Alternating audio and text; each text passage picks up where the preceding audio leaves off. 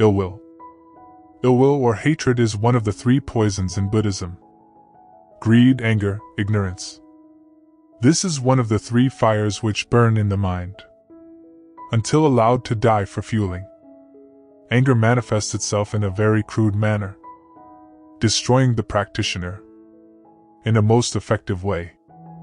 To subdue anger and resentment, we must develop a compassionate mind.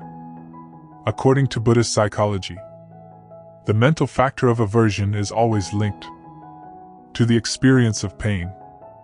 One may be greedy and happy, but never angry and happy at the same time.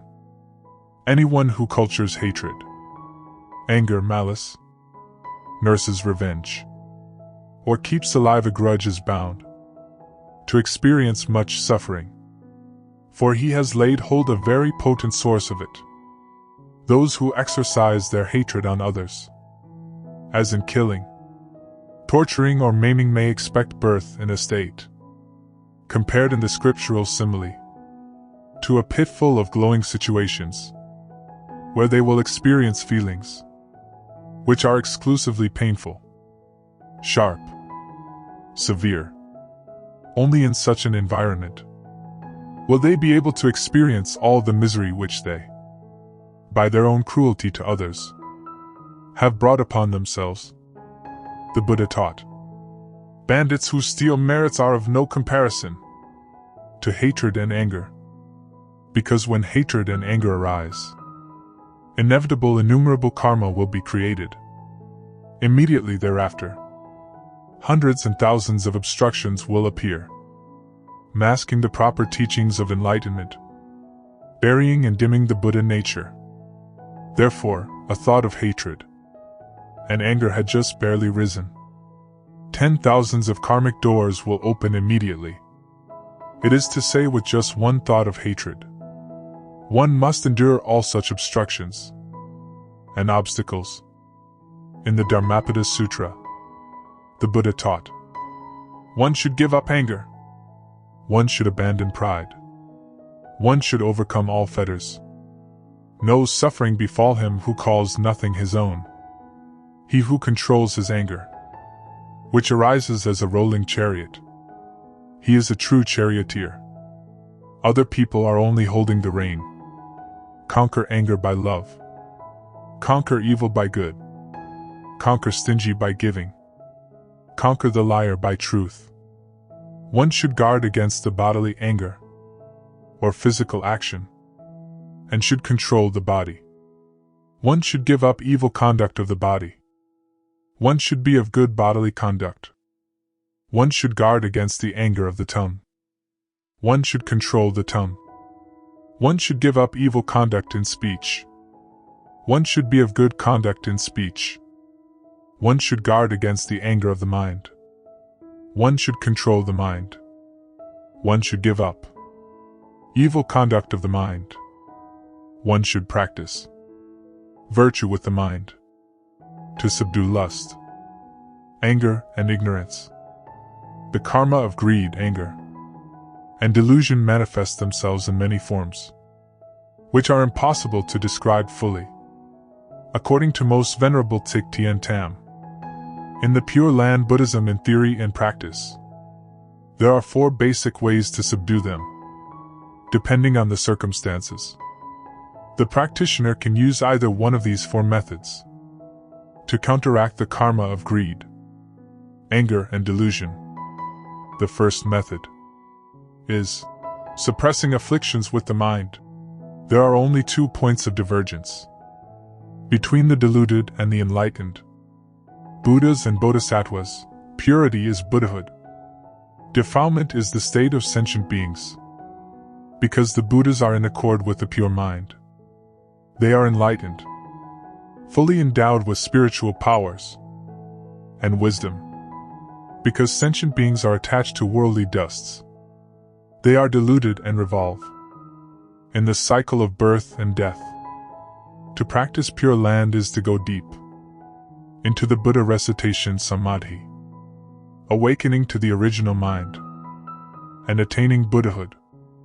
Therefore, if any deluded agitated thought develops during Buddha recitation.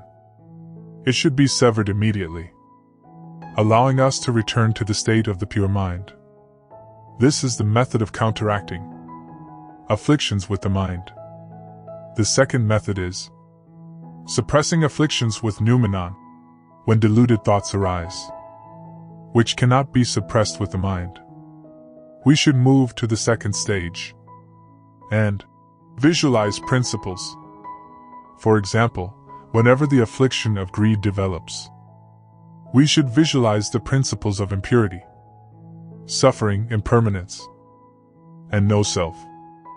Whenever the affliction of anger arises, we should visualize the principles of compassion, forgiveness, and emptiness of all dharmas. The third method is suppressing afflictions with phenomena, people with heavy karma, who cannot suppress their afflictions. By visualizing principles alone, we should use phenomena, that is, external forms. For example, individuals who are prone to anger and delusion, and are aware of their shortcomings, should, when they are on the verge of bursting into a quarrel, immediately leave the scene and slowly sip a glass of cold water. Those heavily afflicted with the karma of lust attachment, who cannot suppress their afflictions through visualization of principle, should arrange to be near virtuous elders and concentrate on Buddhist activities or distant travel to overcome lust and memories gradually. As mentioned in the saying, out of sight, out of mind. This is because sentient beings' minds closely parallel their surroundings and environment. If the surroundings disappear, the mind loses its anchor, and gradually, all memories fade away. The fourth method is suppressing afflictions with repentance and recitation. In addition to the above three methods, which range from the subtle to the gross, there is also a fourth, repentance, and the recitation of sutras, mantras, and the Buddha's name. If performed regularly, repentance and recitation eradicate bad karma and generate merit and wisdom.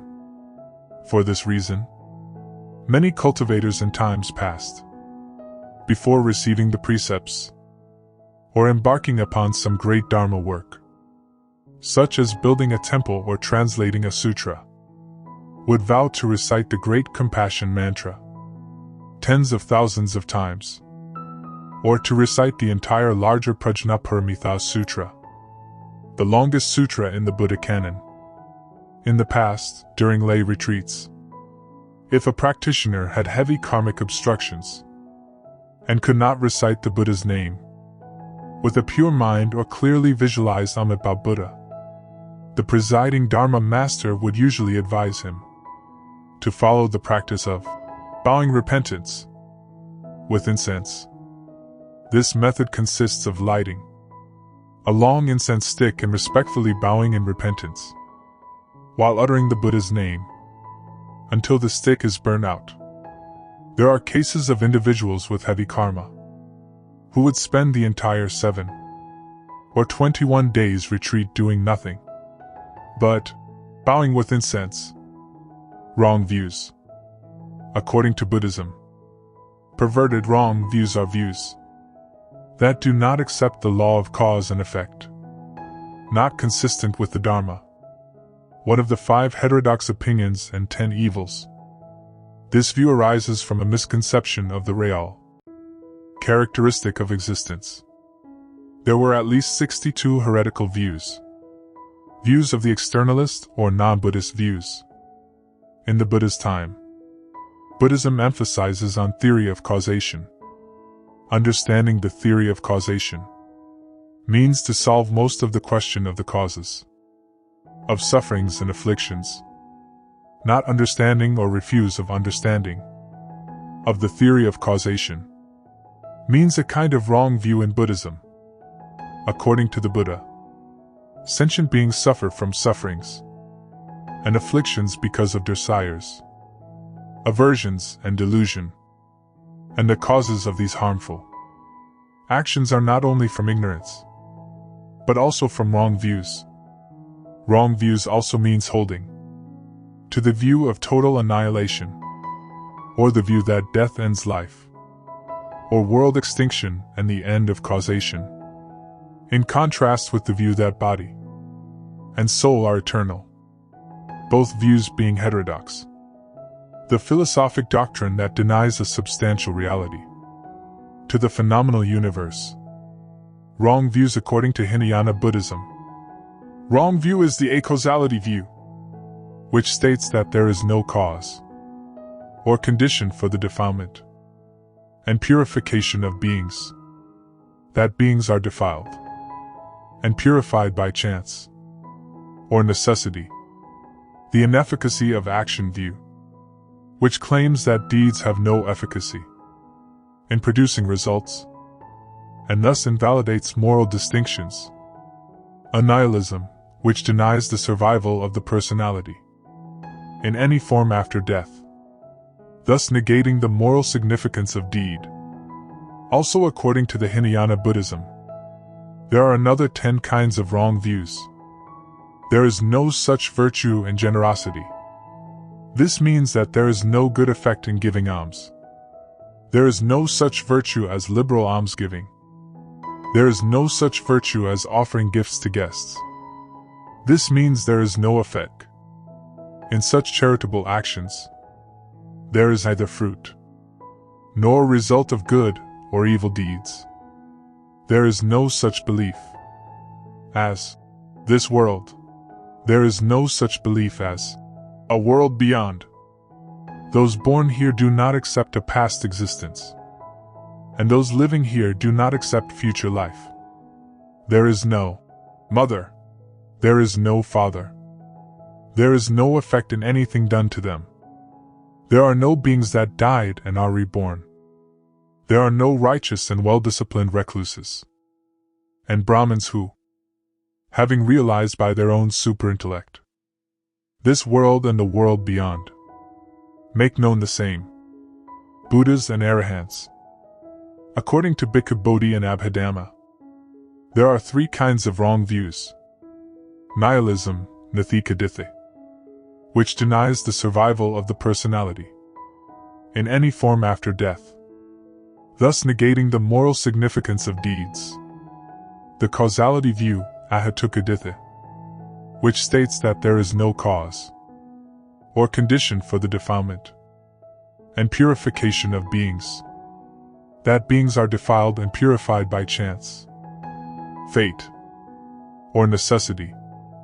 The inefficacy of action view, Akariyadithi, which claims that deeds have no efficacy in producing results, and thus invalidates moral distinctions. According to the simile of the snake in the middle-length discourses of the Buddha taught about someone who does not have wrong views as follows.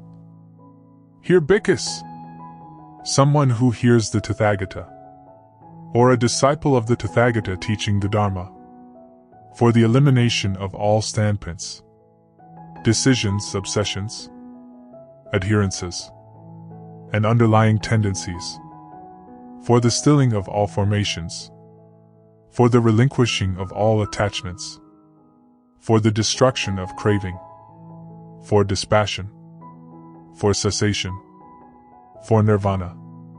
He thinks that he will be annihilated. He will be perished. He will have no more sorrow, grieve, and lament. He does not weep beating his breast and become distraught. In the Dharmapada Sutra, the Buddha taught, those who embrace the wrong views are ashamed of what is not shameful, and are not ashamed of what is shameful, will not be able to avoid the hell.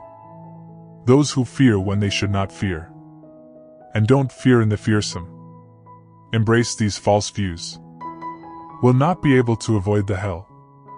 Those who perceive faults in the faultless, and see no wrong in what is wrong, such men, embracing false doctrines, will not be able to avoid the hell.